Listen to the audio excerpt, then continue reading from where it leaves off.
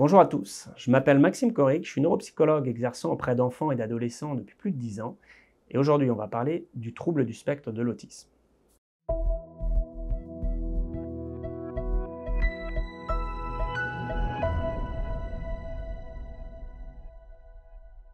Avant de commencer, je tiens tout de suite à préciser quelques points importants.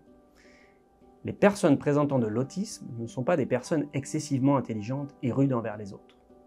A l'inverse, ne sont pas toujours des personnes présentant des déficits intellectuels marqués et incapables de communiquer.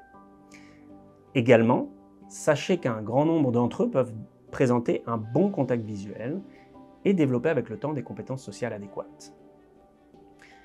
Quand on parle d'autisme, on parle de TSA pour trouble du spectre de l'autisme.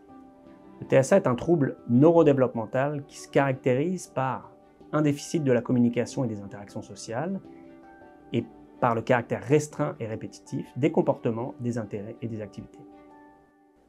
Comme tous les troubles du développement, il est important de garder à l'esprit que le TSA est un trouble qui se caractérise par une constellation de symptômes qui perdurent avec le temps et qui causent une gêne importante dans le quotidien des personnes. À nouveau, le simple fait qu'un enfant ne fixe pas son interlocuteur dans les yeux ou le fait qu'il regarde 4 fois de suite son dessin animé favori ne suffisent définitivement pas à parler de TSA. Alors quels sont les signaux d'alerte? À quel moment serait-il pertinent de consulter un spécialiste? Pour chaque domaine de développement impacté dans le TSA, je vais vous donner quelques exemples de comportements ou signes souvent observés chez ces enfants avant l'entrée au primaire.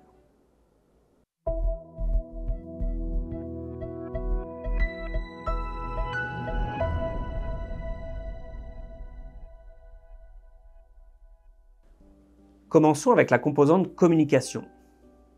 Bien que non spécifique au TSA, un retard dans le développement du langage oral est fréquent chez ces enfants.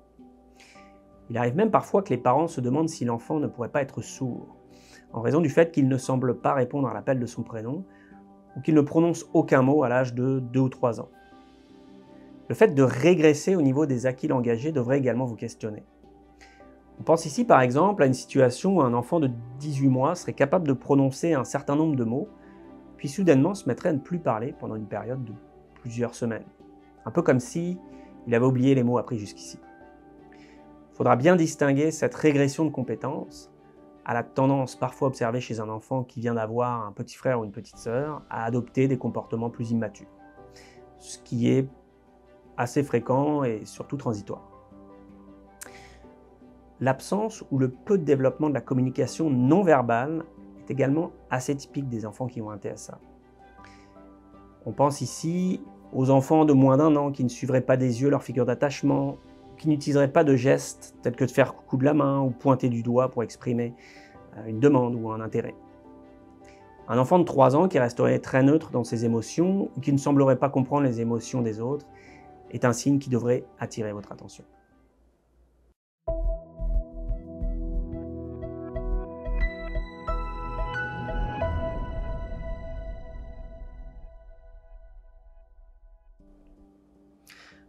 Au niveau des interactions sociales, on retrouve souvent un manque d'intérêt, voire une indifférence pour les autres chez les enfants présentant un TSA.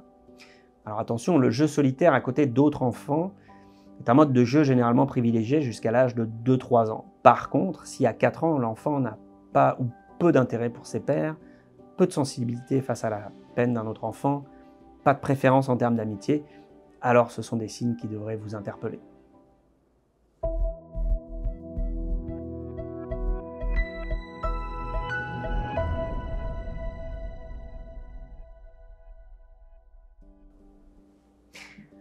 Au niveau du comportement, démontrer des actions ou des paroles répétitives est très fréquent chez les enfants TSA. Reproduire pendant plusieurs minutes, voire plusieurs heures la même action est assez typique de ces jeunes. Par exemple, classer et reclasser à répétition des blocs, regarder le ventilateur tourner encore et encore, mettre et remettre le couvercle d'une boîte à lunch, ou même répéter plusieurs fois la même chose ou redire en écho le dernier mot que quelqu'un vient de prononcer constituent également des signes à considérer.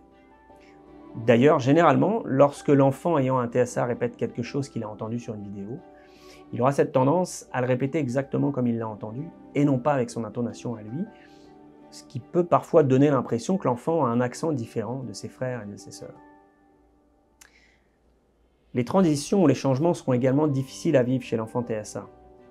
Rappelons tout de même que cette tendance n'est pas rare chez tous les enfants en bas âge, mais ce qui est plus révélateur d'un TSA est le fait de réagir de façon marquée face à un changement mineur dans l'environnement. Par exemple, ne pas supporter une modification de trajet pour aller à la garderie, ou le fait de ne pas accepter la nouvelle paire de lunettes de maman, ou que papa se rase la barbe.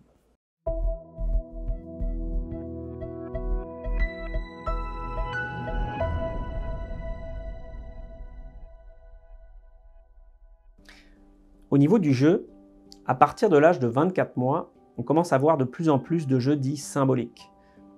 Soit le jeu de faire semblant, de créer un scénario imaginaire, donner vie à une poupée en lui faisant manger une soupe fictive composée de blocs de Lego, faire interagir des personnages entre eux. Cette composante est souvent très limitée, voire même absente chez l'enfant TSA qui préférera les actions plus répétitives ou qui s'intéressera seulement à certaines parties d'objets. Exemple, ouvrir et fermer à répétition la porte d'une petite voiture. Il est par ailleurs fréquent chez les enfants ayant un TSA de développer un intérêt marqué et répétitif pour un sujet atypique. On a déjà entendu des parents nous rapporter chez leur enfant TSA un intérêt peu habituel pour les coordonnées GPS des commerces, les stations de métro d'une ville lointaine, les enseignes publicitaires.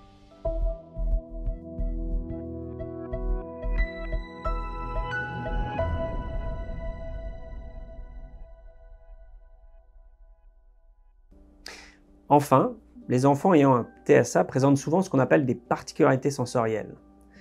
Bien que non spécifiques au TSA, on peut retrouver de l'hypersensibilité avec des enfants très sélectifs dans leur alimentation, ne tolérant absolument pas les bruits forts ou le contact d'un vêtement sur leur peau. Précisons tout de même que l'hypersensibilité n'est pas si rare chez les enfants de moins de 5 ans.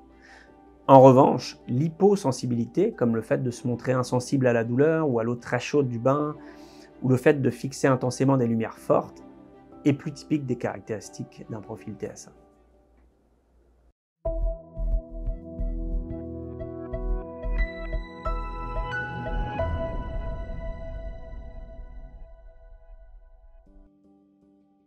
Je finis ici en vous précisant que la présence d'une des manifestations que je viens de vous décrire devrait attirer votre attention, mais gardez bien à l'esprit tout de même que c'est la combinaison de plusieurs de ces signes qui devrait vous alerter et vous pousser à consulter.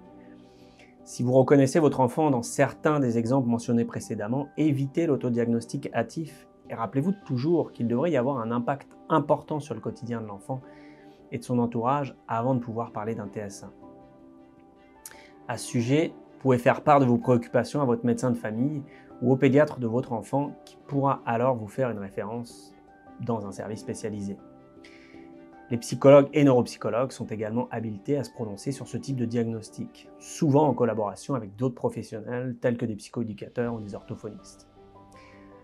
Sachez qu'une évaluation de qualité du TSA devrait comprendre minimalement une entrevue développementale détaillée avec le parent, un recueil d'informations auprès du personnel scolaire ou des éducateurs en garderie, ainsi qu'une évaluation en personne des comportements de l'enfant dans un contexte standardisé.